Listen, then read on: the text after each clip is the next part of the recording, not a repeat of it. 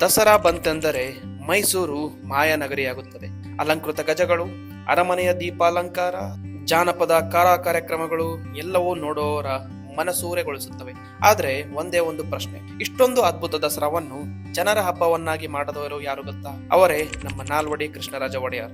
ಜನರ ಹೃದಯದಲ್ಲಿ ರಾಜರ್ಷಿ ಅಂತ ಹೆಸರುವಾಸಿಯಾದವರು. 1902ರಿಂದ 1940ರವರೆಗೆ ಸುಮಾರು 40 ವರ್ಷಗಳ ಕಾಲ ಅವರು ಮೈಸೂರನ್ನು ಆಳಿದರು. ಅವರ ಕಾಲದಲ್ಲಿ ಮೈಸೂರು ಮಾತ್ರವಲ್ಲ, ಇಡೀ ಕರ್ನಾಟಕವೇ ಹೊಸ ದಾರಿಯಲ್ಲಿ ನಿಂತಿತು. ಅವರು ಕನ್ನಡಿಗರಿಗಾಗಿ, ಭಾರತೀಯರಿಗಾಗಿ ಮಾಡಿದ ಸಾಧನೆಗಳೇನು ಗೊತ್ತಾ? ಏಷ್ಯಾದಲ್ಲಿ ಮೊದಲ ಜಲವಿದ್ಯುತ್ ಉತ್ಪಾದನಾ ಕೇಂದ್ರ ಶಿವನ ಸಮುದ್ರದಲ್ಲಿ, ಅದರಿಂದ ಬೆಂಗಳೂರು ಹಾಗೂ ಕೆಜಿಎಫ್ ಬೆಳಗಿತ್ತು. 1916ರಲ್ಲಿ ಮೈಸೂರು ವಿಶ್ವವಿದ್ಯಾಲಯ ಭಾರತೀಯ ಅರಸನೊಬ್ಬ ತಂದುಕೊಟ್ಟ ಮೊದಲ ವಿಶ್ವವಿದ್ಯಾಲಯ. ಭದ್ರಾವತಿ ಉಕ್ಕಿನ ಕಾರ್ಖಾನೆ, ಮೈಸೂರು ಸೋಪ್ ಫ್ಯಾಕ್ಟರಿ, ಚಂದನ ಎಣ್ಣೆ ಕಾರ್ಖಾನೆ, ಕರ್ನಾಟಕಗಳ ಕೈಗಾರಿಕೆಗಳ ಬುನಾದಿ ಕೂಡ ಇವರೇ ಹಾಕಿದವರು. ಆದ್ರೆ ಒಡೆಯರ ದೃಷ್ಟಿ ಕೇವಲ ಕೈಗಾರಿಕೆಗಳಿಗಷ್ಟೇ ಸೀಮಿತವಲ್ಲ. ಹಿಂದುಳಿದ ವರ್ಗಗಳಿಗೆ ಆರಕ್ಷಣೆ ಕೊಟ್ಟರು, ಮಹಿಳೆಯರಿಗೆ ಶಿಕ್ಷಣದ ಬಾಗಿಲು ತೆರೆದರು, ಕನ್ನಡ ಸಾಹಿತ್ಯ, ಸಂಗೀತ, ಕಲೆಯ ಬೆಂಬಲ.